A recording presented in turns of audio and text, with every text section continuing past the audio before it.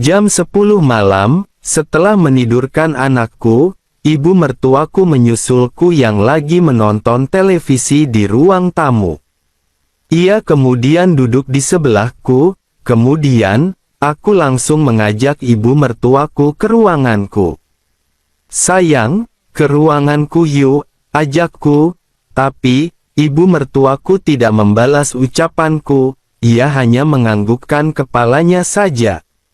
Kemudian, aku mematikan televisi, dan ibu aku ajak menuju ke ruanganku, seraya berkata, "Ibu sayang, aku mau pekerjaan itu lagi," godaku sambil tersenyum. Dia mengangguk pelan. Sesampainya di ruanganku, aku mulai memindahkan semua penghalang yang ada, dan mulai menjalankan pekerjaan awal terlebih dahulu, dan setelah dirasa cukup, kami pun melanjutkan ke pekerjaan pada intinya. Pelabuhan itu memang masih nyaman kurasakan, walau sudah termakan usia. Tampaknya, ibu mertuaku sangat pintar menjaga pelabuhan itu. Malam itu, kamu bekerja 1 kali lagi, sebelum ibu mertuaku pindah ke ruangan sebelah, untuk istirahat dengan anakku, karena memang, istriku baru-baru ini telah berpulang. 5 bulan sudah keakrabanku dengan ibu mertua, seperti layaknya pasangan. Saat bapak mertuaku berangkat kerja, aku dan ibu mertuaku akan selalu bekerja akan suatu pekerjaan yang sedemikian rupa itu dengan kebahagiaan. Bila bapak mertuaku lagi di rumah, aku akan menjaga jarak terhadap ibu mertuaku, dan tentunya, tidak melakukan pekerjaan tersebut. Hal itu kulakukan, demi untuk keamanan dan kerahasiaan keakraban kami berdua. Sudah 2 minggu ini aku tidak bekerja dengan ibu mertuaku, dikarenakan, bapak tidak berangkat kerja karena sakit. Simak kisah selengkapnya hingga selesai. Hari itu, aku dipanggil ke kantor untuk menghadap manajer perusahaan tempatku bekerja. Pada jam 4 sore setelah jam pulang kerja, aku langsung menuju kantor manajer. Setengah jam menghadap manajer, ternyata aku diberi apresiasi atas kerja kerasku di perusahaan selama ini, sehingga, aku diberi sebuah mobil inventaris untuk aku gunakan. Dan juga, manajerku menanyakan tentang kabar kesehatan bapak mertuaku. Manajer menitip pesan untuk disampaikan kepada bapak mertuaku, jika ia tidak bisa mengambil libur saat liburan tahun baru, karena bapak sudah libur 2 minggu lebih, dan ia harus menggantinya saat liburan tahun baru. Saat perjalanan pulang dengan mengendarai mobil yang baru aku dapatkan, selama di perjalanan, aku merasa sangat bahagia, karena mendapatkan mobil baru, dan juga, aku berencana untuk berlibur ke kota Bandung selama liburan tahun baru. Karena biasanya, di perusahaan tempatku bekerja, akan ada libur selama 1 minggu. Aku akan mengajak ibu mertuaku dan juga anakku untuk liburan ke sana, selama liburan tahun baru, karena bapak mertuaku harus bekerja saat aku libur panjang. Sesampainya di rumah, aku tidak melihat ibu atau bapak mertuaku di depan rumah. Kemudian, aku tekan klakson mobilku, sehingga ibu dan bapak mertuaku keluar rumah setelah mendengar klakson mobilku. Saat aku turun dari mobil, aku melihat ibu dan bapak mertuaku terlihat kaget, karena aku pulang dengan mengendarai mobil. "Yogi, mobil siapa yang kamu bawa pulang ini?" tanya bapak mertuaku. "Mobil Yogi lah Pak, Yogi dapat dari perusahaan, mobil inventaris buat Yogi," jawabku. Wah, selamat ya Gi, berarti, pekerjaanmu selama ini bagus di mata para petinggi perusahaan, ucap bapak mertuaku. "Bapak boleh pinjem kan, cuma buat jalan-jalan di komplek aja," lanjut bapak mertuaku. Ya tentu boleh dong Pak, kalau Bapak pingin mencoba. Nih kuncinya, aku mau mandi dulu, jawabku sambil menyerahkan kunci mobil tersebut. Saat berjalan ke dalam rumah, aku melewati ibu mertuaku, yang dari tadi cuma diam melihatku dari jauh. Ku bisikin di telinga ibu mertuaku, untuk tidak ikut naik mobil dengan Bapak, karena aku ada kabar gembira yang lain untuknya. Saat aku keluar dari kamarku menuju kamar mandi, aku melihat ibu mertuaku di dapur. Aku mendekatinya, dan memberikan rangkul. Sayang, aku rindu, ucapku dengan ucapan penuh makna. Ibu juga kangen kamu sayang, sahut ibu dengan senyumannya. Ibu gak diajak naik mobil sama Bapak, tanyaku basa-basi. Diajak tadi sama Bapak, tapi, tadi kan, sudah dilarang sama kamu, jadi ibu tidak ikut, cuma anakmu yang ikut, jawabnya. Makasih ya sayang sudah mendengarkan kata-kataku, ujarku. Lia, terus, katanya tadi, ada kabar gembira lagi buat ibu. Kabar gembira apa emangnya? Tanya ibu. Nanti aja aku beritahu. Yang terpenting, sekarang aku sudah tidak sabar untuk mendapatkan pekerjaan sesuatu itu, jawabku sambil mulai mempengaruhinya. Tapi Bapak lagi ada di rumah, emang kamu yakin, ucap ibu mertuaku. Bapak kan lagi jalan-jalan pakai mobilku, ayo Bu, ikut aku, ujarku, sambil menggandeng tangannya menuju ke kamar mandi. Sesampainya di sana, tanpa menunggu lama, aku pun segera mempersiapkan peralatan kerjaku. Kali ini, aku bekerja dengan sedikit terburu-buru, karena takut bapak mertuaku pulang. Dan benar saja, tak lama setelah aku selesai, bapak mertuaku pulang. Dan saat itu, ibu mertuaku kelihatan panik, karena dia masih dalam suasana dan kondisi sedemikian rupa itu. Tapi, setelah aku mencoba menenangkan ibu mertuaku, ia sedikit lebih santai. Tak lama kemudian, Bapak teriak-teriak memanggil namaku dan juga ibu mertuaku. Karena tidak mau menimbulkan kecurigaan Bapak mertua aku menjawab panggilannya. Iya Pak, ada apa? Jawabku dengan berteriak.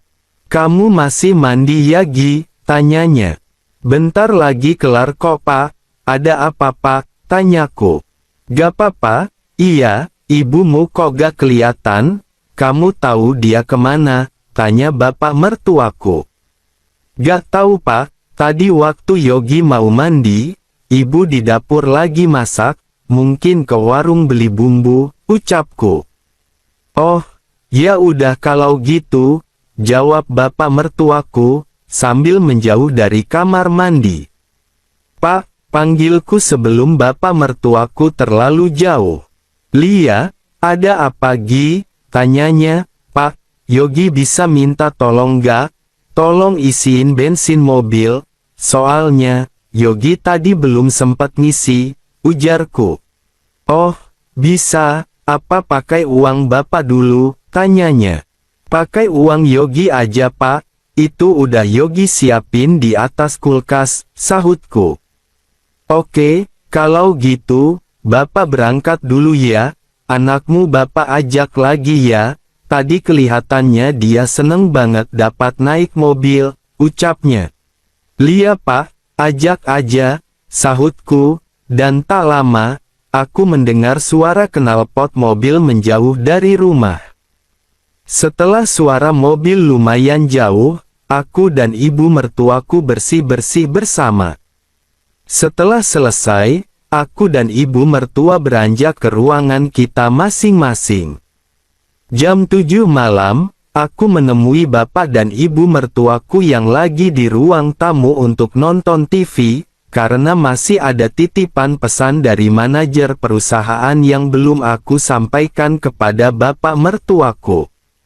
Yogi, sini nonton TV bareng, ajak bapak mertuaku. Kemudian, aku duduk di kursi sebelah kanan mereka. Kamu kok bisa dikasih mobil inventaris itu? Tanya bapak mertuaku. Ini pak, diserahkan sama manajer perusahaan. Tadi, waktu kerja, aku dipanggil untuk ke kantor. Setelah menghadap, ternyata aku diberi mobil inventaris itu, jawabku. Wah, beruntung banget kamu mendapatkan mobil itu ya. Walaupun cuma inventaris dari perusahaan, kamu harus jaga baik-baik mobil itu, kata bapak mertuaku. Selamat ya Gi, kamu mendapatkan mobil dari perusahaan tempat kerjamu. Maaf, kalau ibu telat memberi selamat kepada kamu, kata ibu mertuaku yang dari tadi diam. Oh iya pak, tadi Yogi juga mendapatkan pesan buat bapak dari manajer. Kata manajer, bapak tidak mendapatkan liburan tahun baru nanti, bapak harus tetap masuk kerja waktu liburan tahun baru nanti, katanya, untuk menggantikan waktu bapak sakit. Lanjutku, menyampaikan pesan dari manajer. Walah, udah bapak tebak Gi, pasti perusahaan tidak memberi bapak libur tahun baru, soalnya, dulu bapak juga pernah mengalaminya, waktu kamu belum masuk kerja di perusahaan. Ya udah, mau gimana lagi, namanya kita kerja ikut perusahaan, ya harus ngikutin apa kata perusahaan, jawab bapak mertuaku sambil mengeluh. Setelah menyampaikan pesan dari manajer, aku langsung bilang ke bapak mertuaku, tentang rencanaku saat liburan tahun baru nanti, dan meminta izin sekalian padanya. Pak, Yogi rencananya, saat liburan tahun baru nanti, Yogi mau liburan ke kota Bandung bersama si Andin, jadi, Yogi mau minta izin kepada bapak sama ibu, untuk berlibur di sana, ucapku meminta izin. Setelah selesai berbicara, aku melirik ibu mertuaku. Saat aku meminta izin kepada mereka, aku melihat, wajah ibu mertuaku terlihat kaget, dan juga terlihat agak murung di wajahnya. Mungkin, ibu berpikir, ia akan ditinggal sendiri di rumah, dan tidak kuajak berlibur denganku dan anakku, karena, aku tidak menyebutkan namanya saat meminta izin, dan malah meminta izin kepadanya. Padahal, itu cuma trikku, agar bapak mertuaku tidak curiga. Karena, aku sudah tahu pasti, ibu mertuaku akan ikut aku untuk berlibur. Kok jauh banget kamu liburannya? Biasanya cuma di alun-alun sini aja, tanya bapak mertuaku. Kan sekarang Yogi sudah ada mobil pak, jadi, kalaupun liburan jauh, gak akan repot bawa barang-barangnya, jawabku. Oh, ya udah, kalau emang kamu mau liburan ke sana, bapak cuma pesan, hati-hatilah kalau sudah sampai di sana. Oh ya, emangnya, kamu di sana berapa hari? Tanya bapak mertuaku. Mungkin seminggu pak, sampai waktu liburan habis, jawabku. Lama juga ya, jadi, ibu mertuamu gimana Gi? Kan bapak tahun baru besok juga harus masuk kerja, ucap bapak. Walah, gimana ya pak, soalnya, liburanku tidak bisa dibatalkan, soalnya, aku sudah booking villa di sana, bapak tahu sendiri kan, kalau tahun baru, pasti rame, jadi, aku booking villa jauh-jauh hari sebelumnya, kataku berakting di depan bapak mertuaku, padahal, aku sama sekali belum membooking villa di sana. Kenapa gak kamu ajak aja ibu berlibur bareng kamu, biar sekali-kali, ibu bisa liburan, ujar bapak. Aku yang mendengar permintaan bapak mertuaku, agar ibu juga aku ajak berlibur, hanya bisa tersenyum dalam hati, karena, bapak mertuaku telah masuk ke dalam rencanaku. Kalau Yogi sih, terserah ibu aja, mau ikut liburan apa tidak? Tapi, kalau menurut Yogi, mending ibu ikut liburan aja, biar si Nadine ada temennya, soalnya kan, selama ini, ibu dan bapak yang selalu bermain dengan Nadine saat di rumah, jawabku. Gimana Bu, ibu mau di rumah, atau mau ikut Yogi liburan ke kota Bandung, tanya bapak mertuaku. Ya, kalau bapak izinin, ibu sih, mau ikut Yogi liburan, dan itu pun, kalau gak ngerepotin Yogi juga, jawab ibu mertuaku. Kalau bapak izinin ibu ikut liburan, soalnya, kasihan juga kalau ibu ditinggal sendiri di rumah, jawab bapak mertuaku. Gimana Gi, ngerepotin kamu gak, kalau ibu mertuamu ikut liburan, tanya bapak kepadaku. Gak kok, malah nanti, Yogi ada yang bantuin ngomong si Nadine, jawabku sambil tersenyum dalam hati, karena rencanaku berhasil. Nanti, aku bisa berdua dengan ibu mertuaku, tanpa membuat bapak mertuaku curiga. Oke kalau gitu, pesan bapak, sekali lagi, hati-hati di sana, jaga kesehatan dan keselamatan kalian, ujar bapak. Lia pak, pesan bapak akan Yogi ingat terus, kalau gitu, Yogi mau ke kamar dulu, kasian, si Nadine tidur sendiri di kamar, ujarku berpamitan, untuk kembali ke kamarku, untuk menemani putriku. Singkat cerita, pas tengah malam, saat aku sedang terlelap, aku merasakan ada yang berbeda, sehingga membuatku terbangun. Dan aku begitu kaget, ketika aku melihat ibu mertuaku sudah ada di ambang pintu. Kenapa ibu kesini? Apa tidak takut bapak mencari ibu? Tanyaku dengan suara berbisik. Bapak mertuamu sudah nyenyak, makanya ibu berani kesini, jawabnya. Sayang, kenapa kamu gak bilang dulu sama ibu, kalau kamu mau liburan ke kota Bandung, tanya ibu mertuaku. Itulah kabar gembira lainnya, yang Yogi ingin bilang pada ibu. Yogi mau memberikan kejutan buat ibu, kalau Yogi langsung bilang, kalau mau liburan sama ibu, pasti bapak akan curiga, jelasku. Wah, ternyata kamu pintar berakting juga ya sayang, bisa-bisanya kepikiran sampai segitunya, bilang mau liburan sama anaknya, padahal mau bulan madu, kata ibu mertuaku sambil tersenyum. Soalnya, aku mau membahagiakan ibuku yang cantik ini, ya pastinya harus pintar berakting, jawabku sambil tersenyum. Makasih ya sayang, ibu sangat mencintaimu, jawab ibu mertuaku. Sudah ya bu, ibu balik ke ruangan ibu aja dulu, aku takut, nanti bapak nyariin ibu, perintahku pada ibu. Nanti, pas liburan aja kita bisa menghabiskan waktu dengan leluasa di sana, sambungku. Kemudian, ibu mertuaku tersenyum, lalu pergi kembali ke ruangannya. Singkat cerita, waktu liburanku telah tiba, aku mulai mempersiapkan barang-barang yang akan aku bawa untuk berlibur.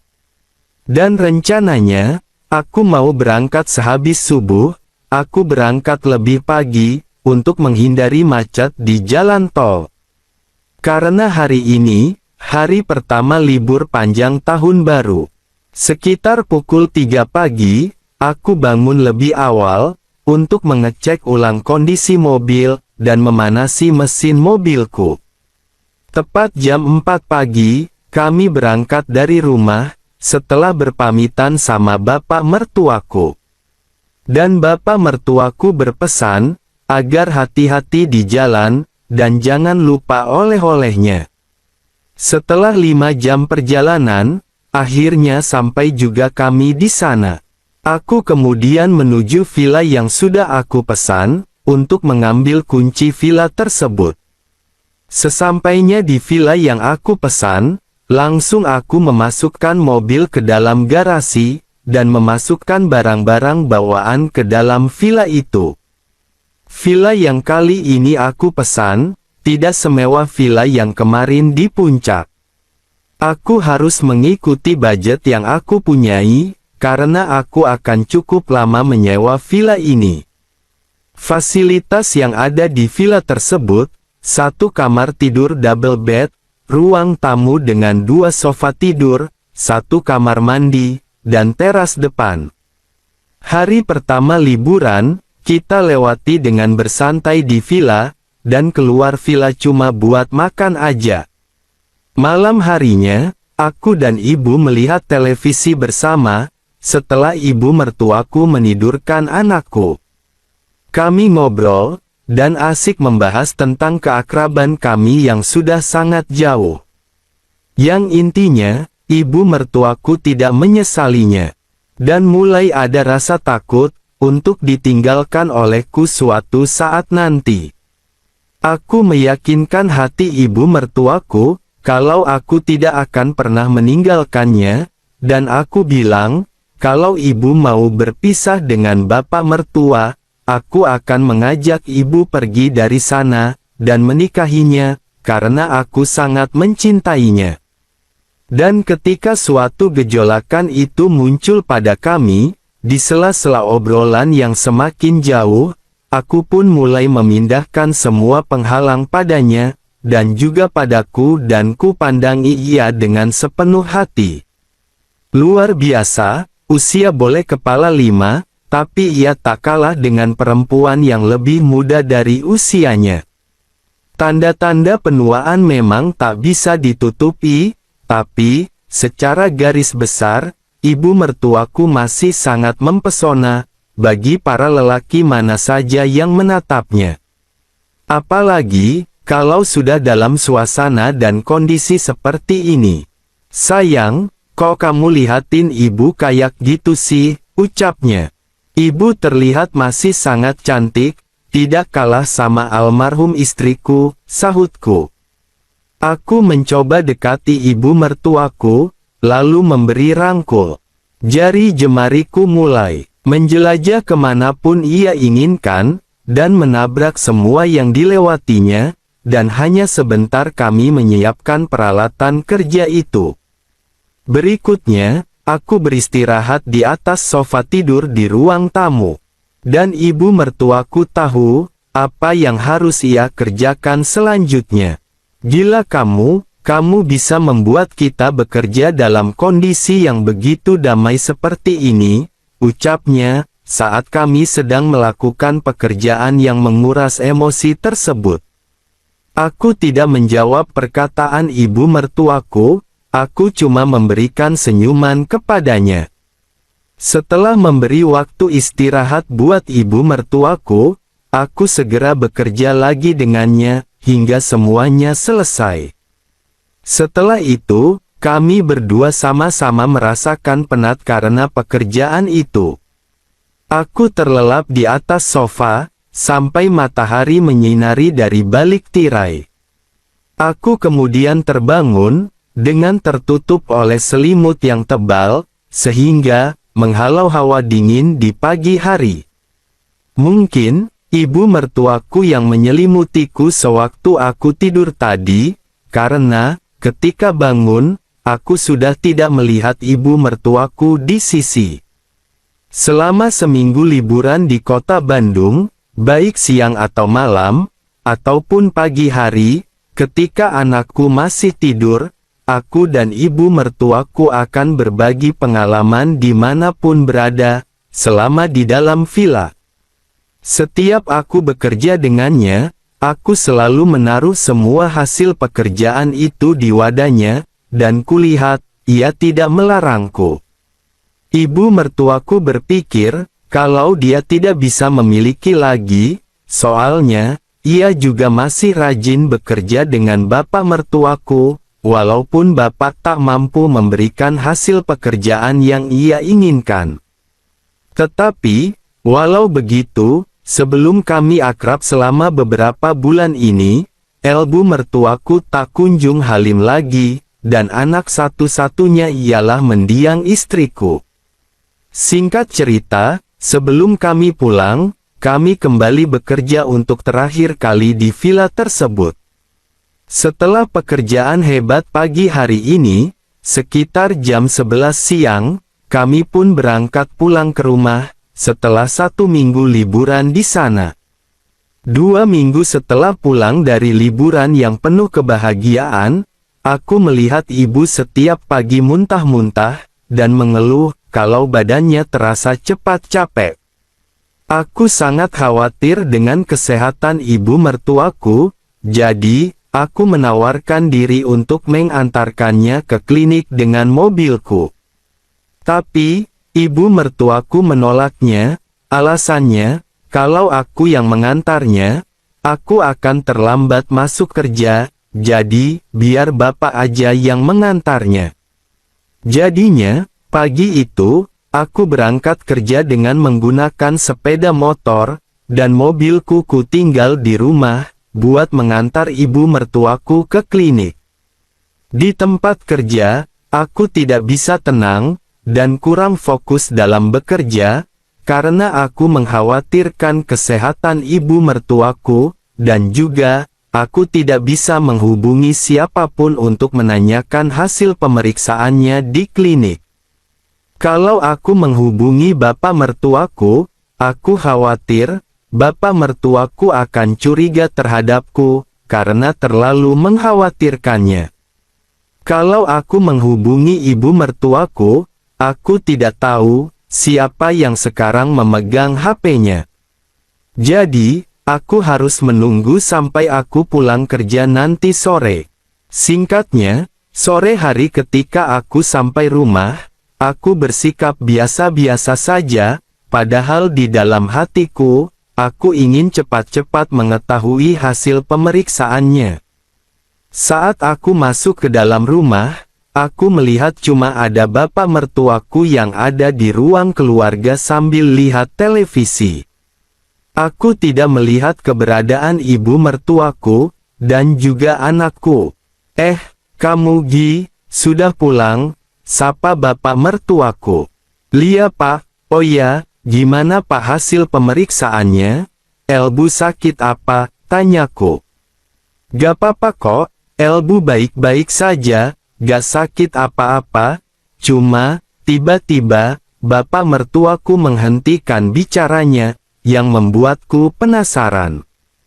Cuma apa pak, kok malah berhenti? Buat aku penasaran aja, ucapku. Maaf, soalnya, bapak sangat bahagia kalau memikirkannya, jelas bapak. Perkataan bapak mertuaku barusan, membuatku tambah penasaran. Elbu mertuamu, tidak lagi sakit, cuma dia lagi halim, ungkap bapak. Apa, ibu mertua halim? Jawabku dengan lantang dan keras, karena aku sangat kaget dengan berita ini. Tuh kan, kamu juga kaget dengar berita ini. Awalnya, bapak juga kaget, tapi sekarang, bapak sangat bahagia, karena bapak akan memiliki momongan lagi, jelas bapak. Aku melihat wajah ceria dan bahagia terlukis di wajah bapak mertuaku ini. Tapi, naku jadi penasaran, siapa bapak aslinya? Aku harus cepat menemui ibu mertuaku untuk bertanya, gumamku. Wah, selamat ya pak, semoga ibu dan anaknya sehat, ucapku pada bapak. Akhirnya, sudah puluhan tahun dinanti-nantikan, akhirnya dapat juga, makasih ya Gi atas doamu, sahut bapak. Oh iya, ibu di mana pak? Aku juga mau ngucapin selamat pada ibu, ujarku. Elbu di kamar, lagi sama anakmu, sahut bapak. Kalau begitu, aku mau nemuin ibu dulu, mau ngucapin selamat, ucapku pamit. Aku kemudian, meninggalkan bapak mertuaku, yang masih asik menonton televisi. Aku mencari ibu mertuaku di kamarnya, tetapi, aku tidak menemukan keberadaannya di kamar. Kemudian, Aku menuju ke kamarku, dan ternyata, ibu ada di sana, dan sedang bermain-main dengan anakku. "Permisi Bu," sapaku. Yogi, kamu udah pulang," sahut ibu. "Iya Bu." "Oh ya, apa benar yang dikatakan Bapak?" tanyaku. "Bapak udah cerita ya, Lia, benar yang dikatakan Bapak," sahutnya. "Terus, menurut ibu, siapa Bapak aslinya?" tanyaku penasaran. Ibu mertuaku tidak langsung menjawab, tapi memberi isyarat, agar aku lebih mendekatinya. Aku berjalan mendekat, kemudian, ibu mertuaku membisikkan di telingaku. "Ini dari kamu, soalnya, perkiraan dokter, baru 3 minggu, itu berarti, ini hasil kerja keras kita waktu kita liburan kemarin," jelasnya. "Wah, serius Bu?" tanyaku yang begitu kaget. "Seriuslah, masak ibu bohong sama kamu?" sahut ibu. Aku langsung memberi rangkul, karena merasa sangat bahagia. "Yogi sangat bahagia Bu mendengar berita ini," ungkapku. "Oh ya, Bapak emang gak curiga Bu?" lanjutku. "Bapak gak curiga, soalnya, abis pulang dari liburan kemarin, Bapak mertuamu langsung meminta ibu untuk bekerja," sahut ibu. "Selama ibu dalam kondisi tersebut, aku tidak berani lagi meminta lowongan pekerjaan itu, karena aku takut akan keselamatan anak tersebut. Akan tetapi, walaupun kami tidak bekerja, namun, ia masih memberikan perhatian khusus lainnya, agar kebutuhan hidupku terpenuhi." Singkat cerita, setelah 9 bulan ibu mertuaku dalam kondisi itu, akhirnya, seorang anak perempuan yang sangat cantik hadir ke dunia. Ibu memberikan namanya Tiara.